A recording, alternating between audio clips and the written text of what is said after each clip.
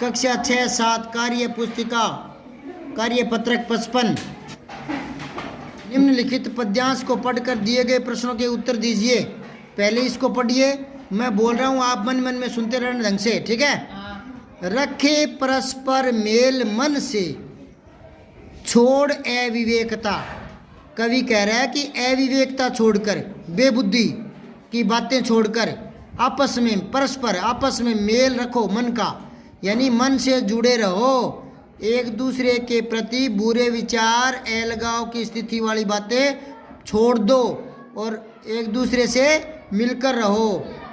मन का मिलाप ही मिलन है, होती उसी से एकता। अगर व्यक्ति सच्चे मन से, दिल से अगर अपनेपन से जुड़ता है तो वही एकता होती है, बाकी तो औपचारिकता ही हैं। सब बैर और विरोध का बल बोध से वारण करो, कि व्यक्ति के लिए कहा गया है कि आप वैर और विरोध ये भाव भुला दो, ठीक है ना,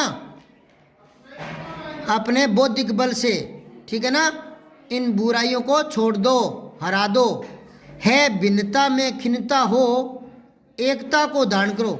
कि भले ही आप भिन्न भिन्न धर्म के हो, भले ही आप भिन्न भिन्न रंगों के हो, भले ही आप भिन्न भिन्न लंबाई के हो, भले ही आप भिन्न भिन्न शरीराकृति के हो, है ना, लेकिन ये किसी भी प्रकार की जो धर्म जाति की विभेद है, ये आपके मन में खिन्नता पैदा करने वाली नहीं होनी चाहिए। भारत में विविधता में एकता है और यही भारत की सुंदरता है, ठीक है ना। तो जो अलग अलग भिन्नता दिखाई देती है, भले ही वो भाषा की भिन्नता हो, अलग अलग प्रांतों में अलग अलग पहनावा है, अलग अलग भाषा है, अलग अलग खान पान है, लेकिन फिर भी हम सब एक हैं, भारतीय हैं, फिर भी हम सब हैं। हाँ, तो वो कह रहे हैं ये जो भिन्नता है ये खिन्नता का कारण नहीं बनना चाहिए, ठीक है ना। अब आगे देखो, मन का मेल मिलाप होता है किससे? रोब जमाने से नहीं, तो परस्पर मेल जोल रखने से। चौथा, धमकाने से होता है क्या मेल मिलाप है? नहीं। तो फिर दूसरा देखो, वारण शब्द का अर्थ है, पूरे वाक्य में उत्तर दीजिए। तो वारण का अर्थ आप लिखो, दूर करना, ठीक है ना। वैसे ना निवारण करना भी लिखा मिल जाता है, पर आप निवारण को समझोगे नहीं तो सीधे ही लिख लो दूर करना। निवारण करना या दूर करना एक ही बात है, ठीक है ना। निवारण याद रहेगा नहीं आपके, दूर करना याद रह जाएगा, ठीक है। पूरे वाक्य में उत्तर दीजिए, ठीक है। तो वाक्य में कैसे उत्तर दें? ऐसे बना लो, वारण का अर्थ है निवारण करना, बस, ठीक है। अब लिखो, एकता शब्द का बहुवचन लिखिए। हाँ, एकता का बहुवचन एकता ही होता है। कुछ शब्द बेटा ना वो एक वचन में होते हैं तो एक वचन में ही रहते हैं, कुछ बहुवचन में होते हैं तो बहुवचन में ही रहते हैं, और कुछ ऐसे होते हैं जो खुद ही एक वचन होता है और खुद ही बहुवचन है, ठीक है। देखो मैं आपकी यहाँ जो खाली जगह पड़े ना, यहाँ लिखो वर्षा, लिख लिया, ये एक वचन में, इसका बहुवचन नहीं होता, ठीक है ना। पानी, क्या ये एक वचन में रहता है, इसका बहुवचन है? नहीं होता। अब दूसरा देखो, दर्शन, दे शलगम वाला शय ऊपर रे ने, दर्शन, ये बहुवचन में आता है और हमेशा बहुवचन में रहता है ये, ठीक है ना। एक लिखो, आंसू, आंसू बहुवचन में होते हैं हमेशा ही। कभी एक आंसू आया मिलता है? कभी रोकर देखना, एक आंसू आता है कभी? नहीं। हाँ, तो वो आंसू हमेशा बहुवचन में आता है, वो बहुवचन में ही रहता है, ठीक है ना। कुछ शब्द ऐसे होते हैं जो हमेशा एक वचन में रहते हैं, कुछ शब्द ऐसे होते हैं जो हमेशा बहुवचन में रहते हैं, उनका एक वचन नहीं होता, और कुछ शब्द ऐसे होते हैं जो एक वचन और बहुवचन में बराबर होते हैं। कैसे? एक शब्द लिखवा रहा हूँ, लिखो पेड़। अगर आपने लिख दिया पेड़ सूख गया तो ये एक वचन में है, और आपने लिख दिया पेड़ सूख गए, सूख गए तो फिर ये पेड़ ही क्या हो जाएगा, बहुवचन में। समझ में आई क्या? अब चलते हैं आगे। चौथा प्रश्न देखो, भारत देश में उत्तर से दक्षिण तक आपसी मेल मिलाप व एकता दिखाई देती है, इसके पीछे क्या कारण हो सकता है? बताओ, लिखो। विभिन्नता में एकता हमारी भारतीय सनातन संस्कृति की दीर्घकालीन परंपरा रही है। दीर्घकालीन परंपरा रही है। दोबारा बोल रहा हूँ, विभिन्नता, छोटी वी छोटी भी, आधा न फिर पूरा न, ता विभिन्नता ऊपर लिखा पड़ा है ना, पहले वी लगा देना। विभिन्नता में एकता हमारी भारतीय भारतीय सनातन सनातन संस्कृति, संस्कृति लिखना आता ना, संस्कृति, तो आगे ती लगा देना छोटी मात्रा, संस्कृति की दीर्घ, बड़ी दी दवात है, बड़ी दी घ घड़ी के ऊपर रह, दीर्घ कालीन का बड़ी ली और ने कालीन, दीर्घकालीन परंपरा पे आगे रे, आधा में, फिर पे फिर रा, परंपरा रही है। आगे वो लिख लो, ऋषि मुनियों तपस्वियों तपस्वियों के तप त्याग व सेवा भावना की प्रेरणा यहाँ सदा से विद्यमान रही है। इसलिए कुछ बात है कि हस्ती मिटती नहीं हमारी, रोम मिस्र मिट गए जहाँ से, कुछ बात है कि हस्ती मिटती नहीं हमारी। चलो आगे देखो, पांचवा, नीचे तुकबंदी शब्दों की सहायता से कविता पूरी करनी है आपको। तुक जोड़ने हैं, कैसे? कल कल बहते सुंदर झरने मीठे गीत सुनाते हैं, झमझम बरस बरस कर बादल धरती की प्यास मिटाते हैं। लिखो मिटाते हैं, तुक मिल गया ना। और देखो, चिड़िया अपने कलरव गानों से जीवन का गीत सुनाती है। जीवन का गीत सुनाती है। सुंदर प्यारी तितलियां भी अपने राग में गाती है, राग में गाती हैं। ये हो गया, ठीक है, बना दी कविता। अपने भी कवि हैं छोटे मोटे। अब है प्रश्न 6, उपयुक्त पद्यांश का सार अपने शब्दों में लिखो।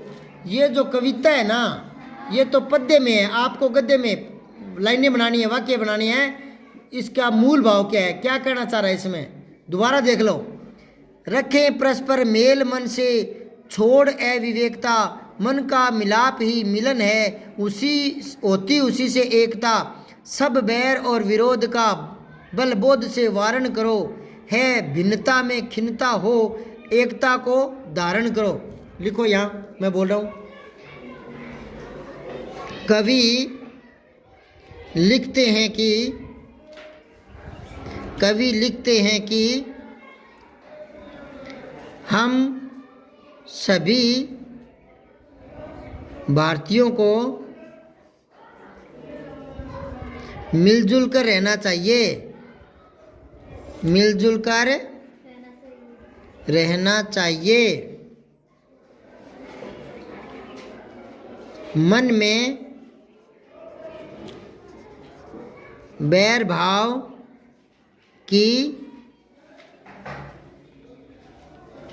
भावना नहीं लानी चाहिए, मन में बैर भाव की भावना नहीं लानी चाहिए। नहीं लानी चाहिए। ठीक है। आपसी विरोध भुलाकर, आपसी विरोध भुलाकर प्रेम पूर्वक रहना चाहिए, प्रेम पूर्वक रहना चाहिए, यही कवि कहना चाहते हैं। ठीक है ना, ये मूल भाव है। अब आओ आकलन 9। निम्न कहानी को पढ़कर प्रश्नों के उत्तर देने हैं। तो मैं पढ़ रहा हूँ, इसके साथ साथ मन में आप भी पढ़ना। लोबू और भोलू जब सेठ की दुकान से बाहर निकले, लोबू को जोर की भूख लगी और भोलू ने लोबू को सेठ के यहाँ से ली गई मिठाई दे दी। इसके बाद दोनों बाजार घूमने निकले। रास्ते में उन्हें एक गरीब आदमी मिला। उसने लोबू से कहा, क्या मुझे कुछ खाने के लिए दोगे? लोबू ने उसे अपनी मिठाई में से कुछ हिस्सा दे दिया और सेठ के यहाँ जाने का रास्ता भी बता दिया। यह भी बता दिया कि वह सेठ रोजाना सुबह दान करता है।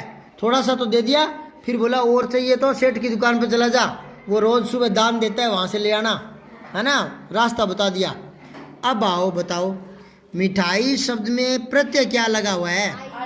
आई। और मूल शब्द क्या है इसमें? मीठा। मिठाई किससे बना है? मीठा से।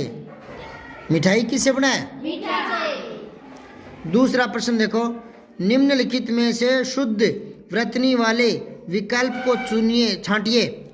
तो घूमना तो ठीक है, भूख नहीं होता, भूख होता है, ये गलत हो गया। आगे देखो, घूमना ठीक है, भूख ठीक है, आदमी ठीक है, दूसरा सही है। तीनों ठीक है। हाँ, तीनों ठीक हो गए। और तीसरे में घू छोटा, ये गलत हो गया। और चौथे में मी छोटा कर दिया, वो गलत हो गया। तो दूसरा सही है। ठीक है ना, दूसरे में तीनों शब्द है सही है। फिर तीसरा देखो, निम्न में से असंगत समूह को छांटो।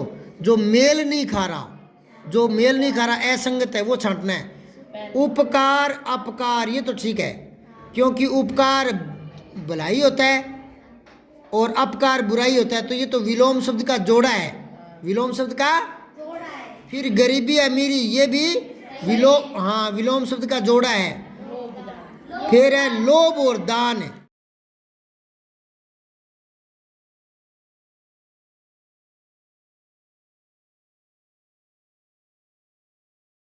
फिर चौथा है दयालु सेठ, रेखांकित पद है। दयालु सेठ ये क्या है?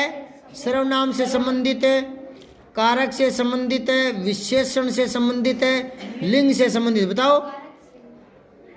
अरे दयालु सेठ विशेषता नहीं बता रहा क्या? हाँ, तो विशेषण आएगा। कैसा सेठ है? दयालु सेठ।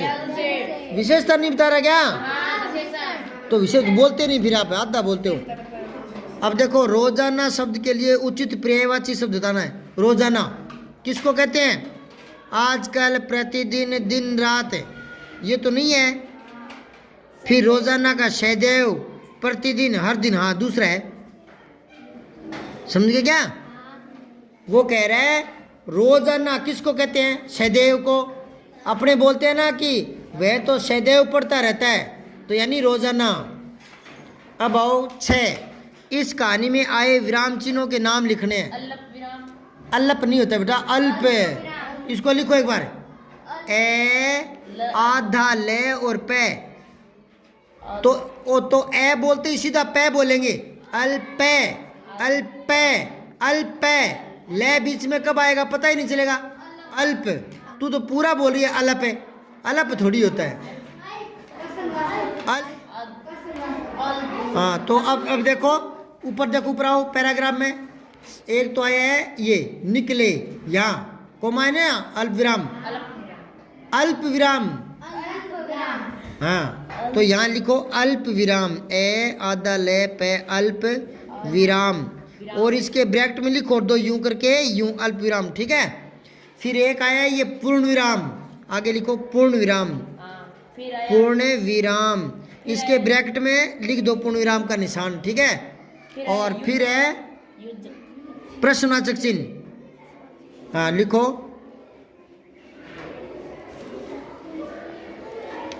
और एक है प्रश्नवाचक, तो ये भी आगे ब्रैकेट में लिख लो ना। और फिर एक आया है योजक चिन्ह, ये रेखिका चिन्ह है, कोई बात को आगे जोड़ते हैं ना हाँ। तब रेखिका चिन्ह है ये, तो ये रेखिका चिन्ह। यूज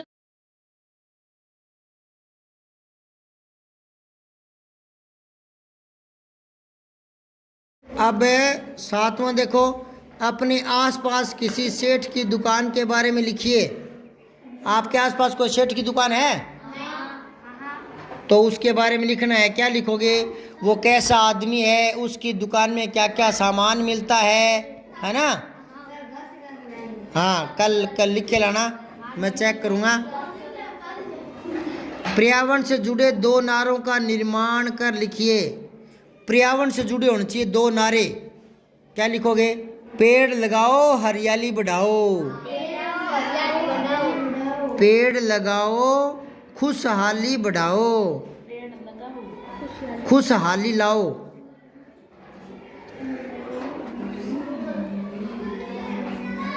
और कोई जोड़ो, आप अपना बनाओ अपनी तरफ से।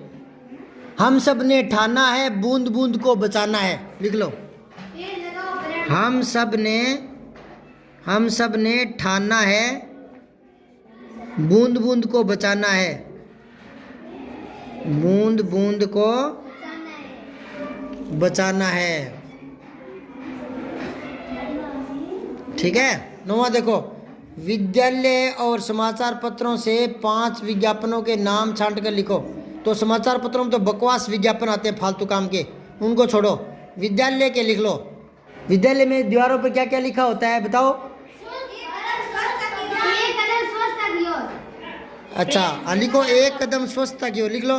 प्रेम विश्वास का प्रकाश है। 1 कदम स्वच्छता की ओर। अच्छा, और दूसरा कौन सा? लिखो, प्रार्थना आत्मा की शुद्धता है, प्रार्थना आत्मा की शुद्धता है, आत्मा की शुद्धता है। अच्छा, फिर है 10वां, क्या मुझे कुछ खाने के लिए दोगे? कहानी के आधार पर बताइए कि ये किसने और किसको कहा है। ये बताओ, क्या मुझे कुछ खाने को दोगे, किसने कहा है? एक गरीब आदमी ने, लिखो। हाँ, एक गरीब आदमी ने लोबू से कहा था। ठीक है।